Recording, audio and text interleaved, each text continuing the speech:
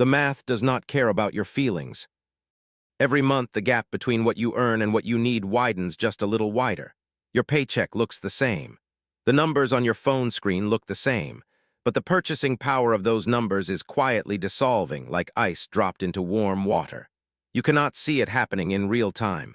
That is precisely the point. Ray Dalio has spent 50 years studying how wealth is created, transferred, and destroyed.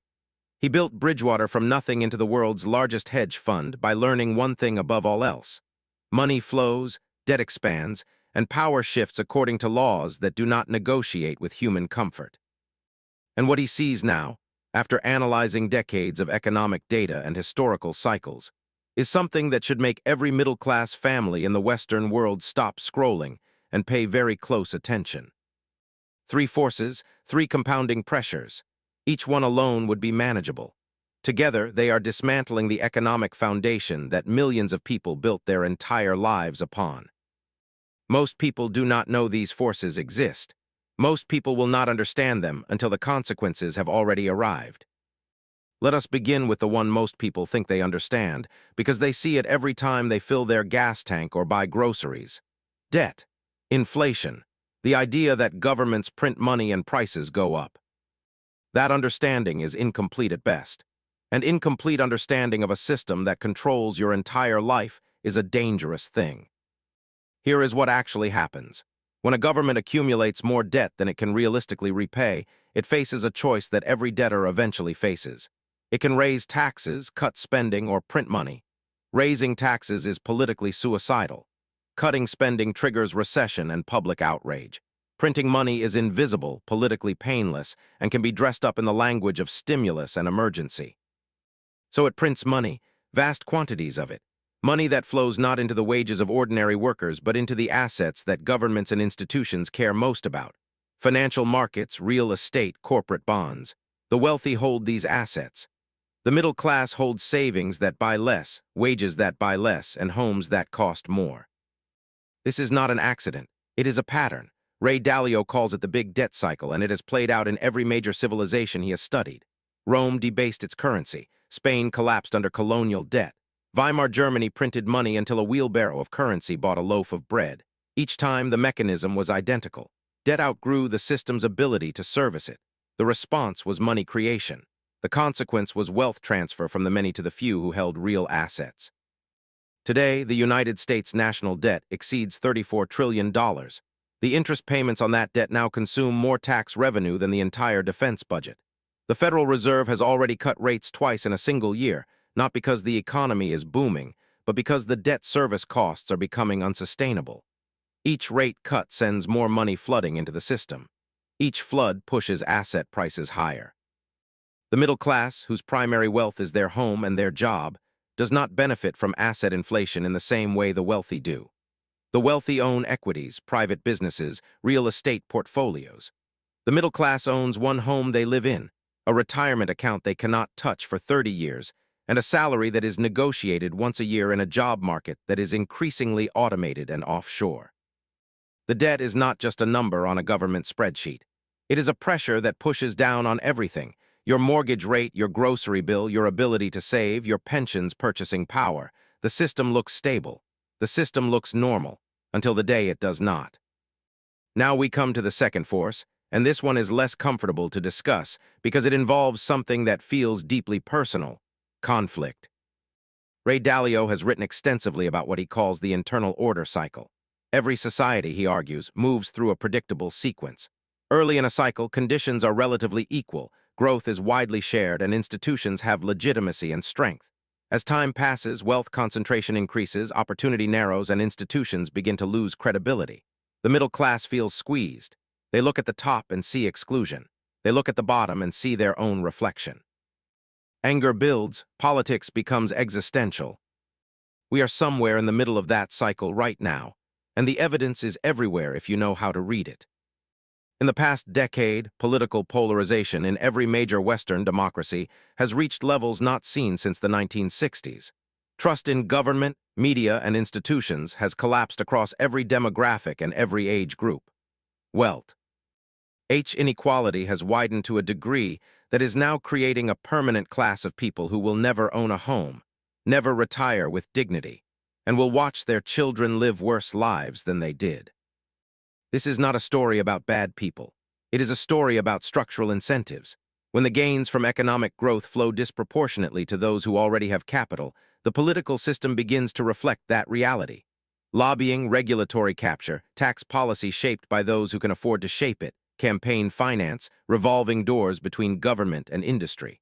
The system optimizes for the preferences of those who have power. Everyone else optimizes for survival. The psychological consequence is profound. People stop believing the system is fair. When people stop believing the system is fair, they stop accepting its rules.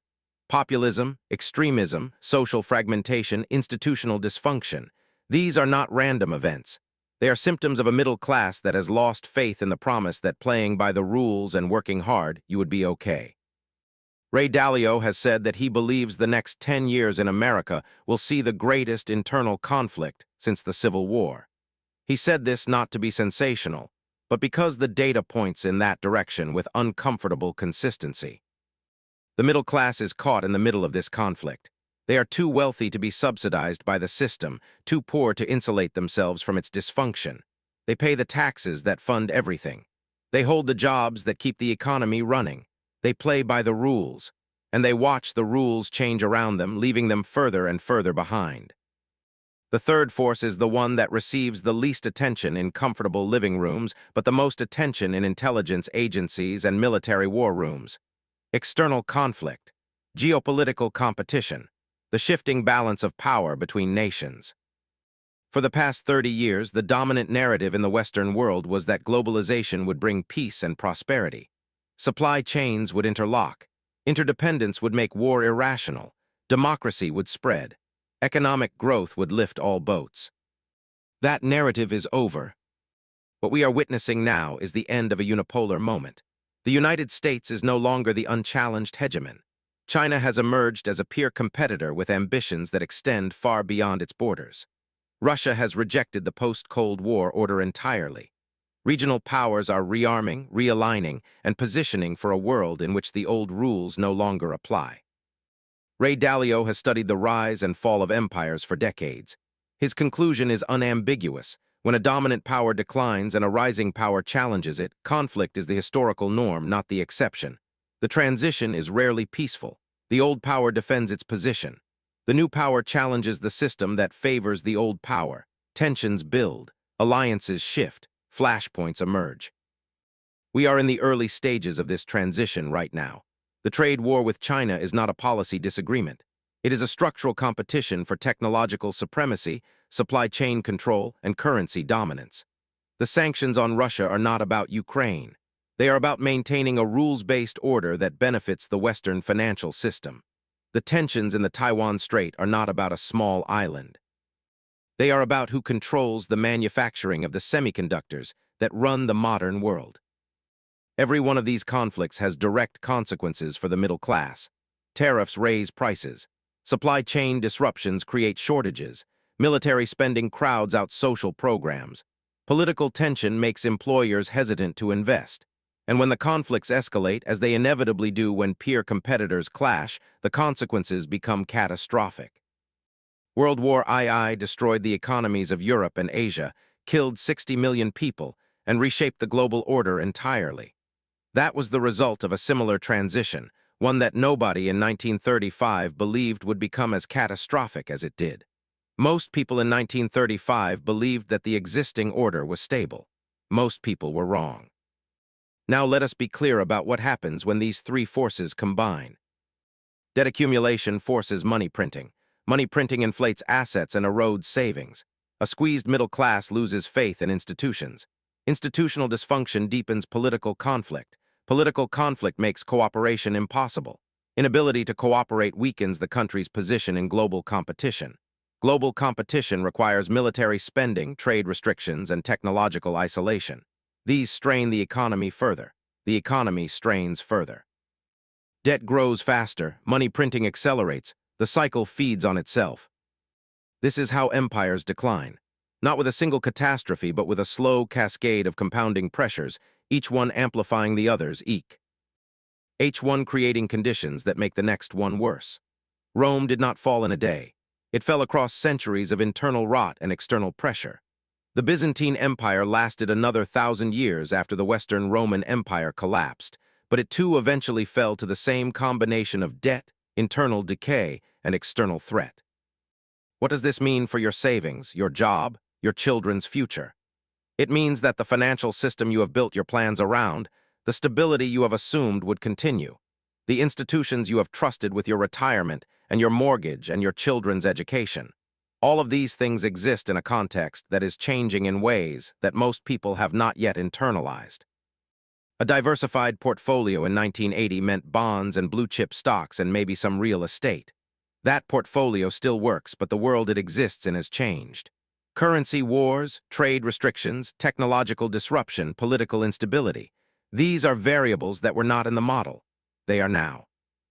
But this is where the conversation must shift, because the purpose of understanding these forces is not to induce paralysis. It is to see clearly. Ray Dalio has always been clear about one thing. The goal is not to predict the future. The goal is to understand the landscape well enough to position yourself in a way that is robust across a range of scenarios. This is not financial advice. It is a framework for thinking. The people who have navigated previous periods of great change and come out ahead are not those who predicted the specific catastrophe. They are those who understood that the system was more fragile than it appeared and made themselves less dependent on its stability. This means different things for different people. For some, it means holding a portion of your wealth in assets that are not dependent on any single currency or political system. Gold has been money for 5,000 years not because it is useful, but because it cannot be printed into existence by a government in distress. Real estate in stable jurisdictions holds value when paper assets collapse. Businesses that provide essential goods and services survive when industries that depend on consumer confidence do not. For others, it means building skills that remain valuable regardless of which industry collapses or which technology disrupts. The ability to think clearly under pressure, to adapt when circumstances change, to build relationships that create opportunity in chaos. These are not just professional skills. They are psychological assets. For everyone, it means cultivating the discipline to resist the narratives that the system sells you. Media that profits from your fear. Politicians who profit from your anger. Analysts who profit from your attention. The noise is constant. The signal is rare. The discipline to think independently, to question what you are told, to examine the incentives behind the information, that discipline is what separates those who see clearly from those who see only what they are shown. The middle class has always been the backbone of stable societies. It is the class that has the most to lose from disorder and the most to gain from stability. It is also the class that has historically been the most vulnerable to the forces we have discussed, because it has enough to lose but not enough to insulate itself from loss. What is happening right now is not a natural disaster. It is not a force of God or an act of fate. It is the consequence of choices made by institutions, governments, and systems that optimize for their own survival rather than for the survival of the people they are supposed to serve. Understanding this does not make the problem easier, but it does something more important. It removes the confusion. It replaces the vague sense that something is wrong with a clear picture of what is wrong. And once you see it clearly, you can decide what to do. You can continue to trust the system that is slowly extracting your wealth and your stability. You can continue to believe that the institutions that have failed you will somehow recover and serve you better in the future. You can continue to wait for a political solution to problems that are structural in nature. Or you can understand that the world has changed, that the rules that worked for your parents may not work for you, and that the path forward requires new thinking, new positioning, and a willingness to act on what you see rather than on what you are told. The three forces are already in motion. They will compound. They will accelerate. They will create winners and losers, and the difference between those two groups will not be luck or timing. It will be understanding. History does not care about your feelings, but it rewards those who study it carefully. The year is 1929. The market has been climbing for a decade. Everybody knows stocks only go up. Banks are lending freely. Margin debt is at wreck. Ord highs, the system has never been stronger. 6 months later, the Dow has fallen 40%. Banks are failing. Unemployment is soaring. The economy that seemed unbreakable is breaking millions of families who did not see it coming. The year is 1979. Inflation is running at 14%. Interest rates are at 21%. The American auto industry, which seemed invincible, is hemorrhaging jobs to Japanese competitors. The credibility of American institutions is at a generational low. The country is in crisis. A decade later, the Berlin Wall falls. The Cold War ends. America emerges as the undisputed hegemon with a decade of unprecedented prosperity ahead. The year is 2024. The forces are in motion. The patterns are clear. The data points in a direction that most people do not want to see. And then, suddenly, everything changes. The middle class, which has always been the anchor of democratic stability, which has always been the engine of economic growth, which has always believed that if it worked hard and played by the rules it would be okay, stands at a crossroads that most people do not recognize as a crossroads at all. They see the headlines, they see the numbers, they feel the pressure and do not understand why. Ray Dalio has given you the framework. The three forces: debt and money creation, internal conflict and institutional decay, external conflict and shifting global power. These are not predictions. They are observations, patterns that have played out in every major civilization in recorded history. What happens next is not predetermined, but the conditions that shape what happens next are already in place. The system looks stable until it is not. The middle class looks secure until it is not. And the people who will navigate what comes next are not those who predicted it. They are those who understood it early enough to prepare. The window is open. It will not stay open forever. The choice is yours.